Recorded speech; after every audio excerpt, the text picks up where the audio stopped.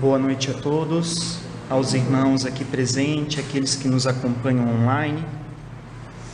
Para iniciarmos as atividades de hoje, convidamos a todos os irmãos a fecharem seus olhos, elevarem os seus pensamentos a Deus, nosso Pai, ao Mestre Jesus, procurando a sintonia com os benfeitores espirituais que nos assistem nesse instante, e assim oramos.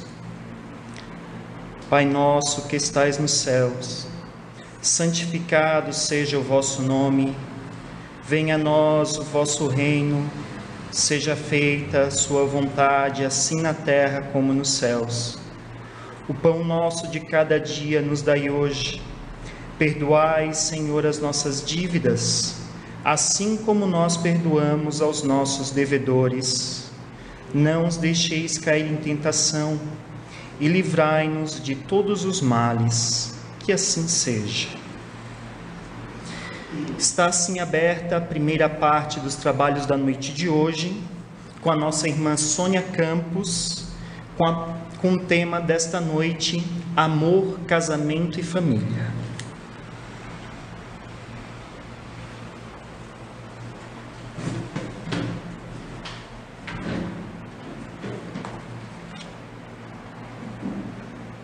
Boa noite a todos. Um prazer retornar à nossa casa e hoje com um tema tão simples, né? Tão fácil. Afinal, todos têm assim um grande amor, um casamento perfeito, uma família perfeita, certo? Só se vocês, eu não tenho. Quando eu recebi esse tema, normalmente isso não me ocorre, e eu pensei, mas meu Deus, eu tenho tanta falha no meu procedimento nesse campo, eu acho que eu vou pedir para trocar de tema. Aí imediatamente eu lembrei, quando o tema nos chega, é dele que nós precisamos, é sobre isso que a gente precisa estudar e refletir. Mas eu gostaria de falar um pouquinho sobre algo que vem antes do amor. Vocês acreditam em amor à primeira vista? Será que isso existe? Todo mundo aqui que já passou pela adolescência, e aqui na minha alça de mira, todos já passaram pela adolescência, todo mundo sabe o que é estar apaixonado, não é? Fiz uma pesquisa, perguntei hoje para o meu marido de manhã. Eu disse, querido, tu sabes quanto tempo a gente leva para se apaixonar? E ele disse assim, olha, eu acho que os homens se apaixonam mais rápido que as mulheres. Acho que para um homem, um dia basta para se apaixonar. A mulher pode levar um pouquinho mais, aí 5 dias, uma semana. Aí eu disse para ele, não, querido, é 1/5. Ele disse, 1/5 de um dia? Não. A ciência comprova que nós nos apaixonamos em 1/5 de um segundo. Rápido, né? 1/5 de um segundo. Só não é mais rápido do que o nosso pensamento. Aquele pensamento comum que a gente diz assim, nós espíritas, a gente não julga ninguém, né? Porque é errado julgar. Não, a gente não julga. A gente aprecia, a gente faz o libelo acusatório, a gente julga, a gente aplica a pena, tudo isso em milésimos de segundo. Só olhando a criatura, não é? Nós erramos muito por conta disso. E será então que 1/5 de segundo, para quem assiste corrida de Fórmula 1, 0,2, né, de segundo, numa corrida de Fórmula 1 é muito tempo. Numa modalidade olímpica, pode ser muito tempo num recorde a ser batido. Mas na nossa vida é uma fração, né? É uma fração. Como é que acontece isso? Isso é a nossa herança lá do reino animal. A gente vê a criatura, imediatamente os nossos hormônios entram em ebulição, e aí com a visão meio toldada por esses hormônios, encharcado, né, dessas impressões, a gente diz que está perdidamente apaixonado.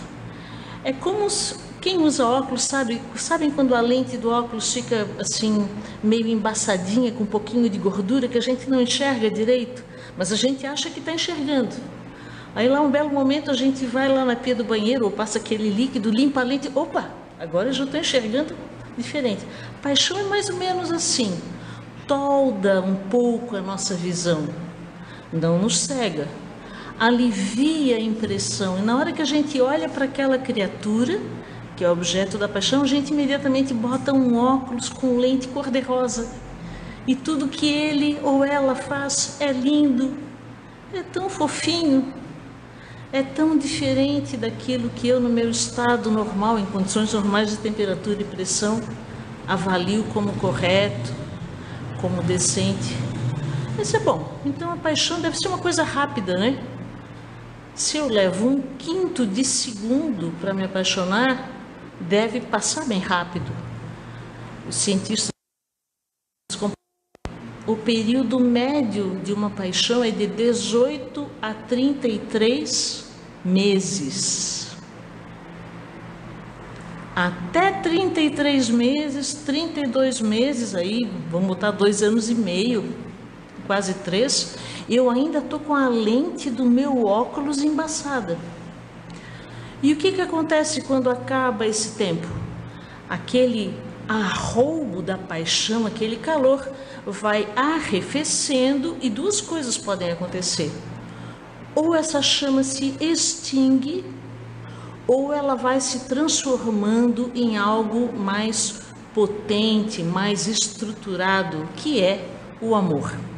É desse amor que nós tratamos aqui, no Evangelho segundo o Espiritismo. O Evangelho segundo o Espiritismo, basicamente, é uma obra que fala sobre amor. Amor a Deus, o amor que Jesus nos ensinou a termos pelos nossos irmãos, pelos nossos inimigos, pela nossa família. Mas o menor capítulo do Evangelho segundo o Espiritismo trata justamente de casamento, ou seja, de amor conjugal. Mais especificamente sobre a dissolução do casamento. E o título do capítulo 22 é Não desunis, não separeis o que Deus uniu. Né? Até bem pouco tempo atrás, mesmo na legislação brasileira, o divórcio não existia. Existia separação judicial, antes o desquite. E nós, do mundo do direito, dizíamos que era a suspensão dos laços matrimoniais, somente o divórcio rompia esses laços. Era a conceituação que a gente usava. A lei do divórcio no Brasil não é tão antiga assim, ela é de 77. Mas o Evangelho, na sua ciência, os Espíritos mostram um conhecimento profundo da vida em coletividade, nos mais variados pontos do planeta, e eles informam que essa legislação, a lei civil, o que rege o casamento, é fruto de leis humanas, que a indissolubilidade do casamento estaria numa lei humana, não nas leis naturais, não nas leis de Deus. Deus nos cria e Ele não iria nos acorrentar, nos aprisionar a um relacionamento difícil, turbulento. Mas, ora, uma coisa que talvez alguém já tenha pensado nisso, né? Hoje em dia, além do amor e da paixão, os nossos adolescentes aí usam uma outra prática que na minha época não havia, que é o tal do ficar. Todo mundo já ouviu falar? Né? Que é uma coisa bem rápida, assim, bem dinâmica. Mas, ora, se eu levo 1/5 de segundo para me apaixonar e levo até 33 meses para desapaixonar, com quantas pessoas um adolescente fica hoje no período de 1 mês? Será que dá tempo para descobrir quem é aquela pessoa com quem eu estou trocando intimidade, estou trocando as minhas energias? Ou será que eles vão simplesmente queimando etapa, né? E vão engatando um apaixonamento no outro? Fica sempre no raso, na superfície, porque não há tempo para se aprofundar. Porque conhecer o outro demanda tempo.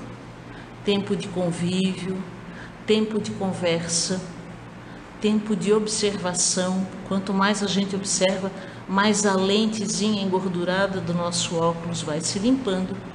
E a gente passa a vislumbrar aquela pessoa, que é a pessoa eleita, com quem eu quero conviver, com olhos mais maduros. E antes de seguir para o casamento, quero falar mais umas coisinhas sobre amor. Não é raro nós encontrarmos alguém que, na virada do ano, por exemplo, não nessa última virada de ano, que foi muito atípica, né? Não teve aquelas comemorações todas. As pessoas dizem assim, não, neste ano que entra eu vou encontrar o amor da minha vida. Eu vou encontrar alguém que me faça feliz. Essa é a fala de quem está, no mínimo, com preguiça de trabalhar na própria felicidade. Porque se eu não tenho amor próprio, se eu não tenho autoestima, ligar para um terceiro que ele busque a felicidade que é meu trabalho obter, né? Então é muito comum a gente ver alguém que tem uma autoestima baixa, prejudicada, cai de amores, na verdade está muito apaixonado por alguém, e esse alguém vai embora, troca, tal, e essa pessoa cai então numa depressão profunda. Ela já não estava bem antes do início desse relacionamento. E aí nós vemos tantas jovens deprimidos, feridos no seu amor.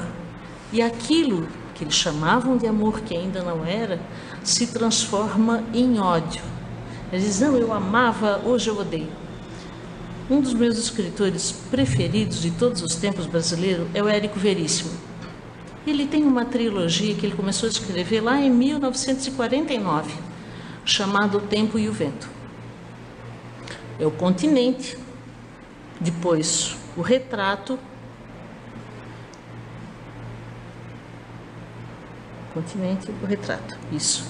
E na última obra dessa trilogia, ele cunha uma frase que hoje em dia muitos psicólogos usam, muitos outros autores copiam dele, mas não dizem a origem, que diz o seguinte: o contrário do amor não é o ódio, mas a indiferença. Aquela pessoa não provoca dentro de mim mais reação emocional alguma, me é indiferente, então eu não amo mais, porque o ódio é um amor que enlouqueceu de dor. Ferido então no meu amor próprio, por imaturidade, por falta de investimento na minha própria capacidade de superação, eu debito ao outro a responsabilidade de me fazer feliz. Ou vocês nunca ouviram alguém que diz, não, fulana vai me fazer feliz, fulano vai me fazer feliz? Não, quem me faz feliz sou eu. Sou eu. Um bom exercício para isso, eu ouvia sempre, na época que a minha filha era jovenzinha, adolescente, as meninas iam lá em casa e diziam assim, eu conheci uma festinha, ai tia, eu amo ele. Eu disse, mas que idade que você está mesmo? Há 14 anos. Você ama ele? Há quanto tempo você conhece? Eu conheci anteontem. Isso não é amor. Outra coisa que não é amor é aquilo que muitos homens que praticam feminicídio dizem: se você não quer ser feliz comigo, não será com mais ninguém. O nome disso não é amor. Isso é ego ferido. Isso é vaidade ferida. Olha, eu sou tão bom, mas tão bom, que ninguém pode ousar me abandonar. Eu sou bom demais. Na fila do pão, eu sou o último biscoitinho do pacote, né? Aquele último pãozinho lá na padaria. Isso não pode ser chamado de amor. Querer dominar alguém para que essa outra pessoa faça exatamente aquilo que eu pretendo, que satisfaça todas as minhas vontades. Bom, que satisfaça as minhas vontades, aí não seria um amor, seria um gênio da lâmpada, né? Faz um pedido, 2 pedidos, 3 pedidos e tudo vai se realizar. Há uma música conhecida, baseada na letra do Paulo de Tarso, na verdade na primeira epístola dele aos Coríntios. Ele fala ali em poucos versículos, o capítulo 13, um pequeno tratado sobre o amor. Eu vou ler do 4 ao 7, e todo mundo já ouviu isso. O amor é sofredor. Ele fala sobre o amor geral, mas esses 4 versículos servem como uma luvinha para o nosso amor conjugal, aquilo que a gente tem em mente do que seria o ponto de equilíbrio no relacionamento. O amor é sofredor, é benigno, não é invejoso. O amor não trata com leviandade, não se ensoberbece, não se porta com indecência, não busca os seus interesses, não se irrita, não suspeita mal, não folga com a injustiça, mas folga com a verdade. Tudo sofre, tudo crê, tudo espera e tudo suporta. É assim o amor que nós temos vivido a nossa vida? Será? Quando eu cheguei aqui, hoje eu estava pensando assim em exemplos familiares muito próximos. Eu recentemente desencarnou meu pai e a minha mãe estava casada com ele há 59 anos. E com eles eu aprendi muito sobre o que é formar uma família. Eu escrevi umas coisinhas aqui. O amor constrói pontes, muitas vezes improváveis, e estabelece vínculos. Vocês conhecem algum casal, alguma parceria onde há um assim muito culto, muito inteligente e outro uma pessoa meio acanhada, de poucas luzes? Conhecem? Ou então aqueles casais, né, que a gente olha com os olhos da matéria. Puxa, mas a fulana, ela é linda. E aquele namorado dela vindo, né? O que será que ela viu nele? Aquilo que ela viu nele seriam os olhos da matéria. Aquilo que ela prescrutou na personalidade, nessa alma, é a beleza dele. Aquilo que está oculto para a maior parte de nós. Então o amor faz essas pontes. Uma vez eu ouvi uma frase muito linda que eu gravei para sempre, em que a esposa, que era pós-doutora, e se apaixonou depois de um tempo rápido de namoro, assim, um namoro fulminante, a família dela toda muito intelectual, ficou muito assustada, porque ela casou com um rapaz que era uma boa pessoa, mas pouquíssimo estudo, pouquíssimos recursos intelectuais. E ela disse uma vez, quando foi questionada, ele disse assim: olha, ele é menos culto do que o meu ego deseja, mas ele é muito mais generoso do que o meu coração merece. Não é lindo isso? Reconhecer em si uma fraqueza espiritual que o outro tem de sobra. Isso é para as almas que são realmente mais evoluídas. Ele enaltece, não deprecia. Então quem quer tratar de amor não pode passar 100% do tempo criticando o outro por tudo que ele faz de errado, porque ninguém, vou contar uma novidade, ninguém é perfeito. Todos temos defeitos e a gente só pode cobrar do outro, esperar do outro a perfeição que a gente dá. Então, se nós olharmos num espelho assim com bastante luz branca, aquela luz que mostra toda a imperfeição, a gente vai ver que não é tão bonito assim quanto parece, quanto pensa que é. Óbvio, não estou falando aqui de beleza física, né? Da beleza interior. Se eu apreciar realmente com detalhe o tipo dos meus pensamentos, a minha linha de conduta, eu não sou perfeita. Não posso exigir isso do meu parceiro. Ele não duvida das potencialidades, mas ele encoraja. Então, se o meu parceiro, a minha parceira diz: olha, estou com vontade de fazer tal coisa, é uma boa iniciativa. O outro diz: não, isso aí não vai dar em nada. Esquece, desiste. Joga um balde de água fria nas tuas potencialidades que estão ali começando a brotar. Sobre balde de água fria, todo mundo aqui tem uma planta na sua casa, no seu apartamento, talvez um jardim. Ah, uma planta muito bonita. Já experimentaram não regar para ver o que acontece? Morre, não morre? Morre a míngua. O amor é assim. Pode ser a planta mais linda do mundo, se não for regado com atenção e com afeto, fenece. Porque nós ainda não somos espíritos perfeitos. Nós precisamos de estímulo. Ao contrário do dito ali por Paulo de Tarso, naquele amor ideal, nós precisamos de estímulo. Então é atenção e afeto. Não são presentes, não é caro demonstrar afeto para alguém, mas dá trabalho demonstrar atenção, ficar atento às necessidades do outro, do meu parceiro, da minha parceira. É mais ou menos como criar filhos, né? É maravilhoso, mas não é feito para os preguiçosos. A mesma coisa é o amor. Muito que bem. Já que falamos tanto em amor, quer dizer que nós saímos daquele patamar da animalidade, porque os animais acasalam para um período reprodutivo, reproduzem e na maior parte das vezes se afastam e vão reencontrar outros parceiros nas próximas oportunidades. O ser humano não mais acasala, ele casa, ele estabelece uma sociedade familiar. Não estou falando aqui de casamento, papel, né? Antigamente se dizia, casou no padre, casou no delegado, ia lá o juiz de paz, depois da cerimônia religiosa, pegava a assinatura, e as pessoas diziam, não, se o casamento fosse bom, não tinha testemunha, né? Não precisava assinar o livro. Mas hoje as pessoas vivem muito mais no regime de um casamento informal, porém protegido ao abrigo da legislação, do que em casamentos formais. Nesse período de pandemia, saltou o número de casais que se separaram. Por quê? Porque não estavam habituados a conviver tanto tempo. E aí tem que lavar rapidamente a lente do óculos e ver o outro como é. E às vezes o outro está servindo como espelho para a minha própria imperfeição.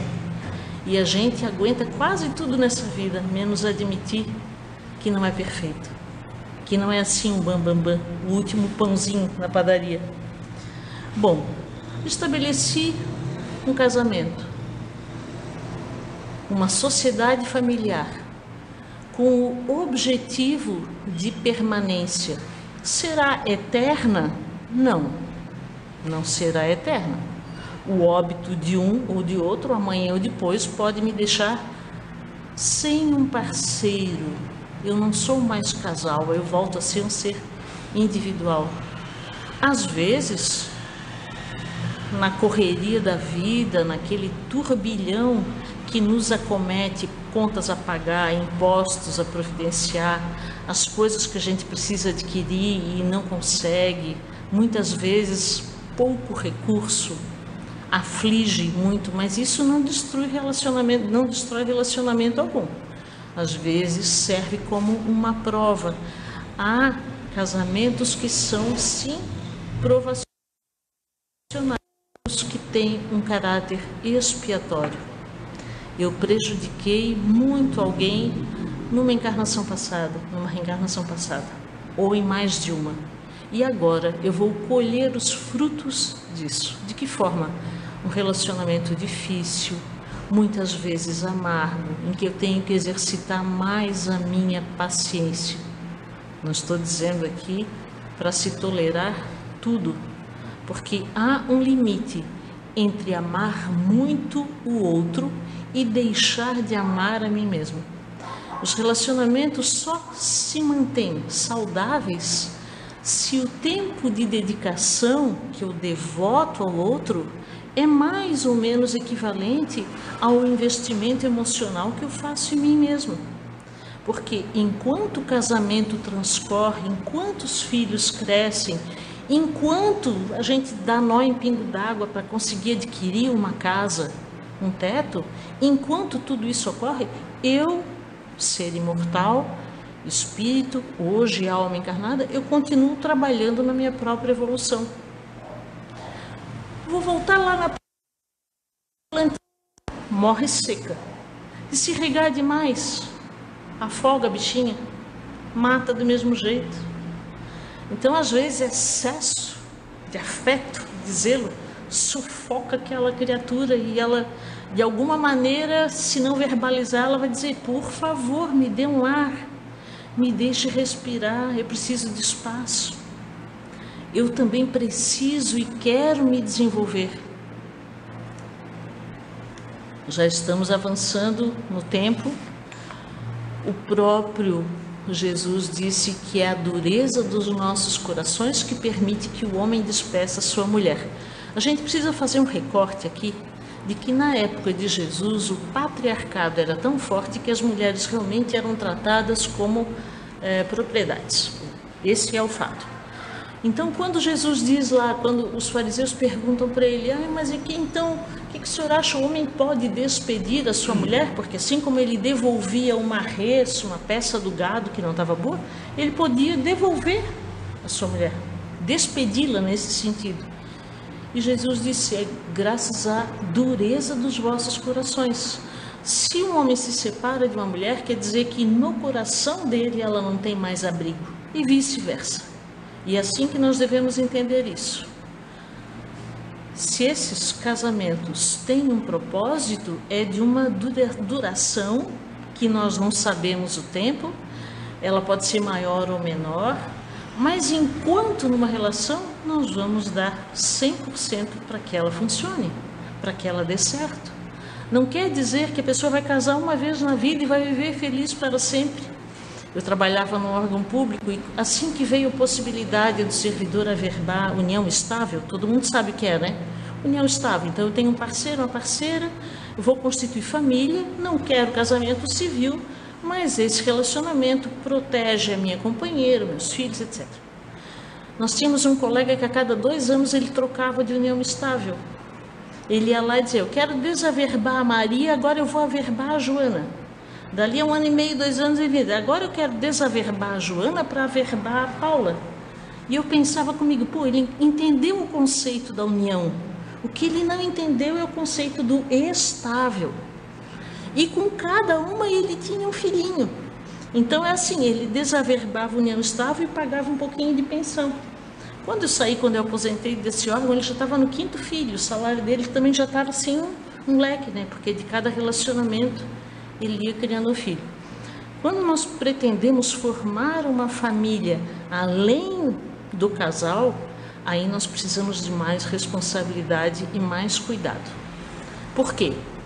O casamento é dissolúvel? Sim. O próprio Jesus afirma isso. Mas os laços familiares... Então eu posso ter um ex-marido, uma ex-mulher, ex-companheiro, ex-companheira, mas eu não posso ter um ex-filho, uma ex-mãe. Esses laços de afeto são perenes. Isso nós precisamos proteger.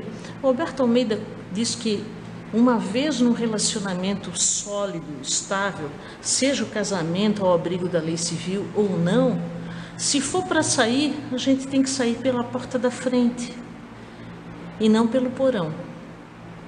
Não usando evasivas.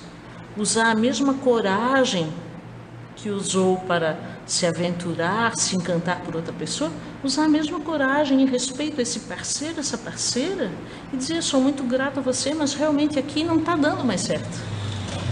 Mas levar uma vida dupla, tripla, quádrupla, isso não é edificante para ninguém e traz muito sofrimento. E esse sofrimento, às vezes, a gente não fala, a gente somatiza. E aí vê muita gente hoje em dia com problemas de tireoide, né?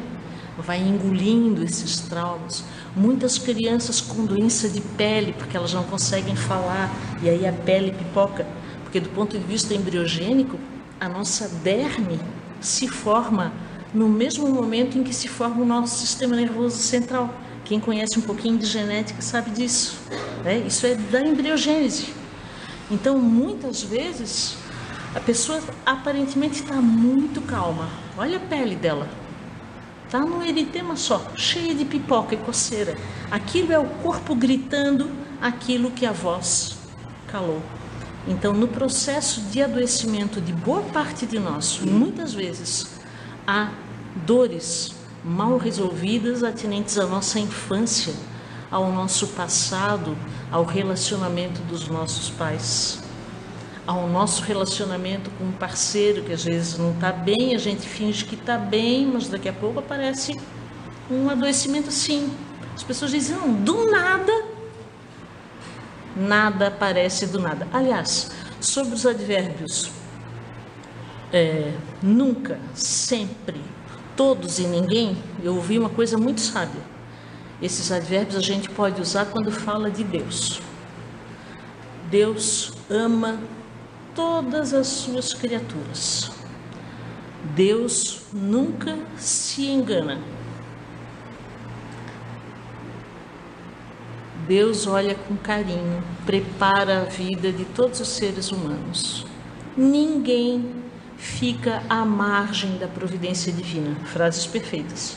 Mas eu posso dizer não, porque eu nunca vou fazer tal coisa. A gente muda de ideia como criança de 3 anos, em loja de brinquedo. A verdade é essa.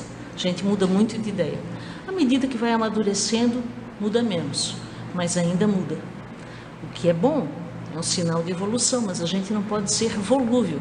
Nós não podemos usar a volubilidade de uma criança nos nossos relacionamentos afetivos.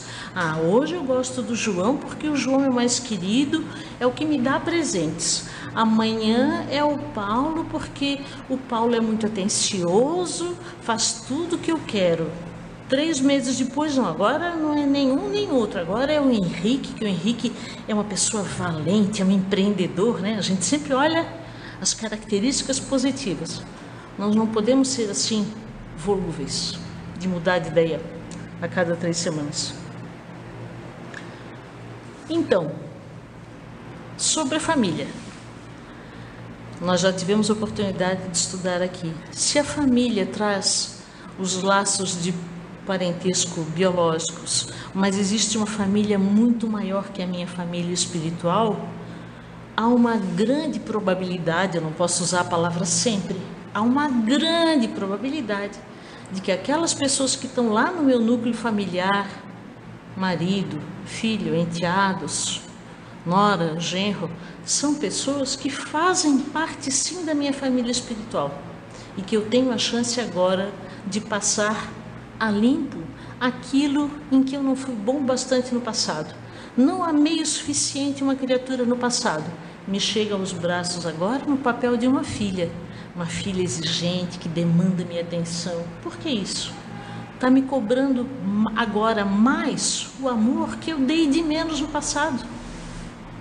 Essa é a dinâmica das coisas. Muitas vezes aquilo que hoje, numa visão materialista, superficial, a gente encara como um problema, na verdade, do ponto de vista espiritual, é uma oportunidade única e preciosa de resgate, porque nós estamos sempre nos reescrevendo. Nós somos um livro não passado a limpo. Em cada reencarnação a gente vai melhorando aqui, vai melhorando ali. Para não avançar demais no tempo, eu vou contar uma história sobre casamento. Eu desconheço a fonte, mas eu achei muito pertinente. Um jovem príncipe muito belo, filho de um rei muito rico e generoso, perto do período em que ia se arranjar para ele uma esposa, disse assim: meu pai, eu não quero casar agora. Aí o rei disse assim: mas meu filho, agora eu tenho que passar o trono para você. Então você vai escolher aqui uma dessas. Não, meu pai, eu quero viver um pouco mais, eu quero experimentar as coisas da vida. Por 1 ano, uns 6 meses, eu quero viver um pouco a minha vida, incógnito.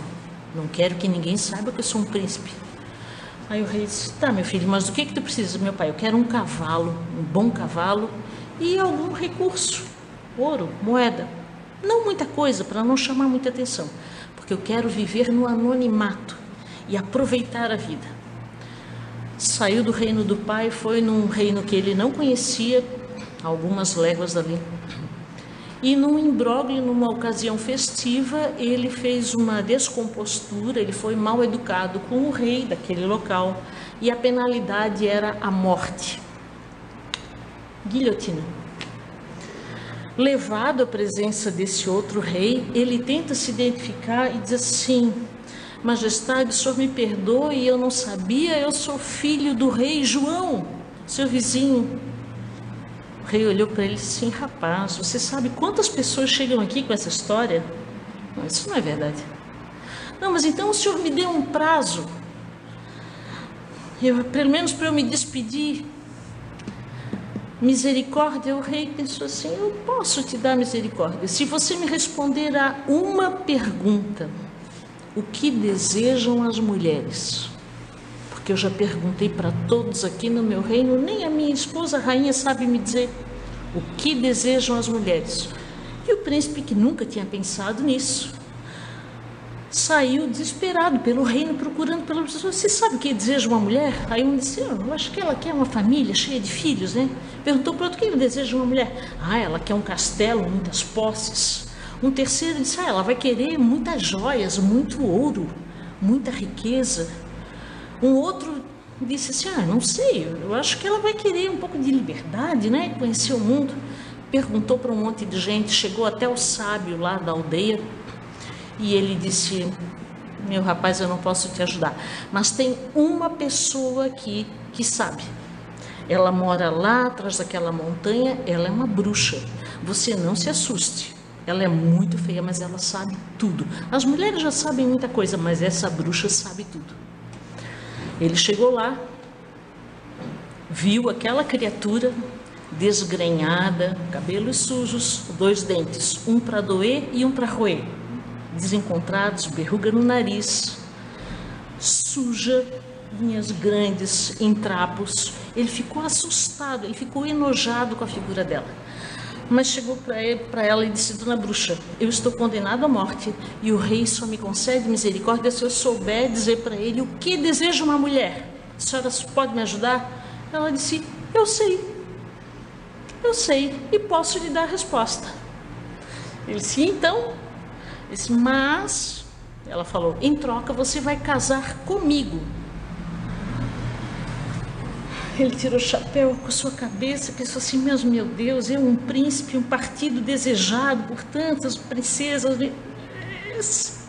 mas eu vou morrer. Tá, aceito. E pensou: ela vai esquecer disso e depois eu saio daí numa boa. Ela disse: presta atenção, o que deseja uma mulher? Mas você vai casar comigo. Vou casar com você. Uma mulher deseja ser respeitada na sua individualidade e nas suas escolhas. E o príncipe então ficou abismado.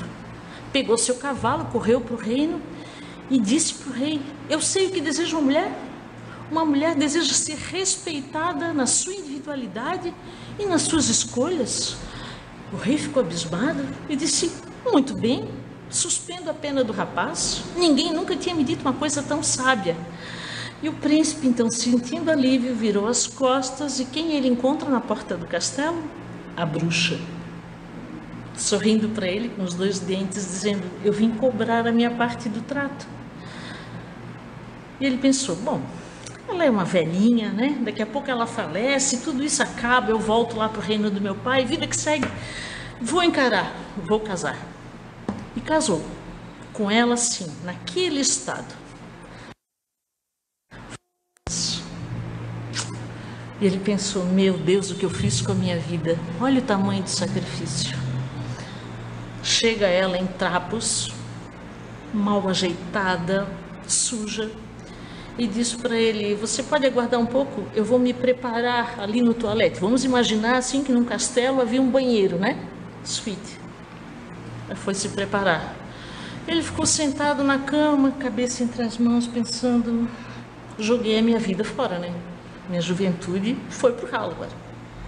Abre a porta, sai uma criatura lindíssima, diáfana, veste branca, sorriso resplandecente, cabelos brilhantes, pele linda, toda limpa, unhas limpas. Ele ficou espantado, embasbacado, quase caiu e disse: mas o que é isso? Ela disse: eu não lhe contei, é um segredo. Eu posso escolher me apresentar como bruxa ou como princesa. Você escolhe. Você prefere que eu fique durante as horas do dia como bruxa e à noite me apresente aqui na intimidade como princesa? Ou prefere o contrário, que eu me mantenha como uma dama, uma princesa ao longo do dia, para os seus castelões verem, e durante a noite eu volto a ser a bruxa? Ele disse assim: olha, tá tão difícil, escolhe você, para mim tanto faz. E tiveram então a noite de núpcias e ele adormeceu. No seguinte, olhou para ela e como ela estava linda, dentes perfeitos, cabelo brilhante, pele perfeita, toda limpa, ele disse: ué, mas agora você não voltou a ser bruxa? Ela disse: não. Como você respeitou a minha individualidade e as minhas escolhas, em troca, eu decidi que para você eu vou ser sempre princesa.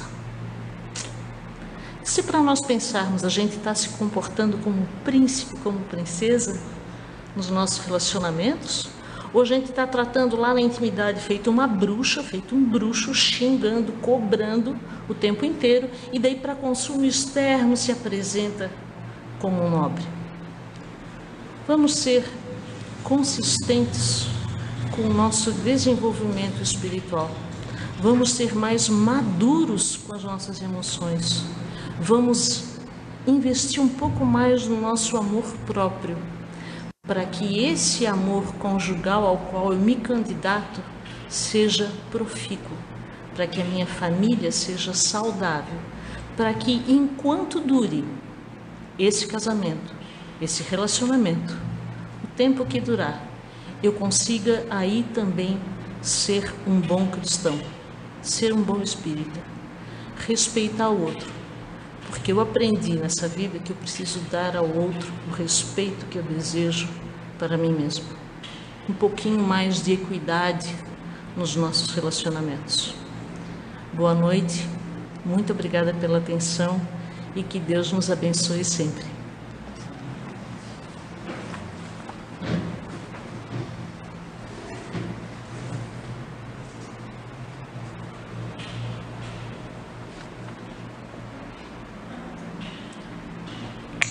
Agradecemos à irmã Sônia pela exposição da noite, que conseguiu nos falar profundamente sobre esse argumento fácil, segundo a irmã, né? Mas de uma forma tão leve, tão didática, que eu acredito que todos nós podemos ter a possibilidade de compreender a mensagem como um todo, talvez principalmente a que ela deu ênfase no final da sua argumentação do respeito. Que a irmã possa levar para o seu lar as bênçãos da casa, os nossos votos de saúde e paz. E caros irmãos, para concluirmos a primeira parte dos trabalhos desta noite, vamos elevar novamente os nossos pensamentos a Deus, a Jesus Cristo, ao auxílio dos benfeitores desta casa, a oportunidade do esclarecimento, da compreensão daquilo que nos foi dito, orando. Pai nosso que estais nos céus, santificado seja o vosso nome, venha a nós o vosso reino e seja feita a vossa vontade, assim na terra como nos céus. O pão nosso de cada dia nos dai hoje. Perdoai, Senhor, as nossas dívidas, assim como nós perdoamos aos nossos devedores. Não nos deixeis cair em tentações e livrai-nos de todos os males, que assim seja. Pedimos aos irmãos aqui presentes que permaneçam em silêncio para receber o passe, àqueles que nos acompanham online, que desejando possam ir até a página do site no Facebook para realizar o autopasse conforme as instruções. E pedimos então que os trabalhadores da casa possam tomar os seus lugares para a realização da segunda parte dos trabalhos.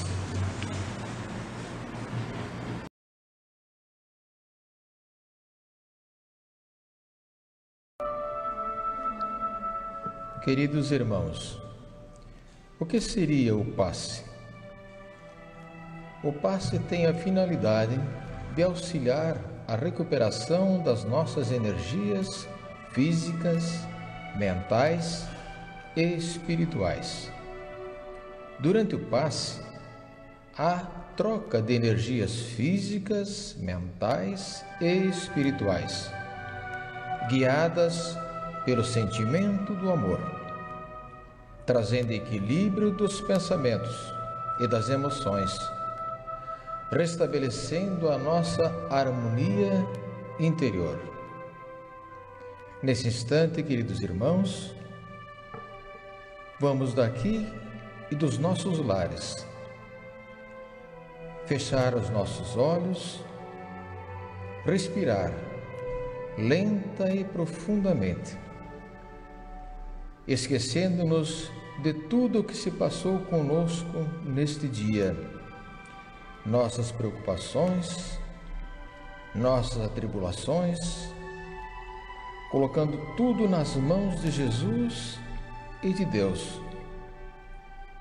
Vamos sentir em nós a presença serena de Deus, nosso Pai, e de Jesus, nosso irmão maior, sentindo jorrar da fonte divina os fluidos balsâmicos sobre nossos corpos físicos e espirituais,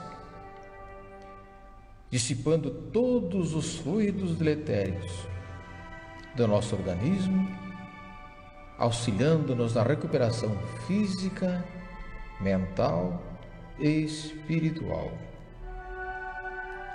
Pedimos, ajuda-nos, Pai amantíssimo, dando-nos forças neste momento para superarmos as dificuldades pelas quais estamos passando, com eventos catastróficos e pandêmicos assolando a humanidade.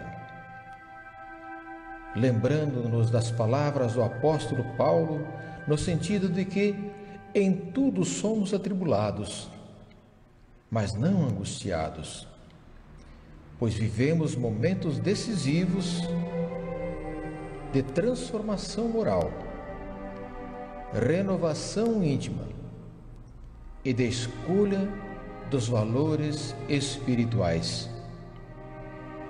É quando Jesus nos chama para o serviço da redenção de nós mesmos e dos nossos semelhantes, que compreendemos que a Terra, a Mãe Gaia, a escola de iluminação, o hospital de reabilitação, é a nossa morada de trabalho e de libertação.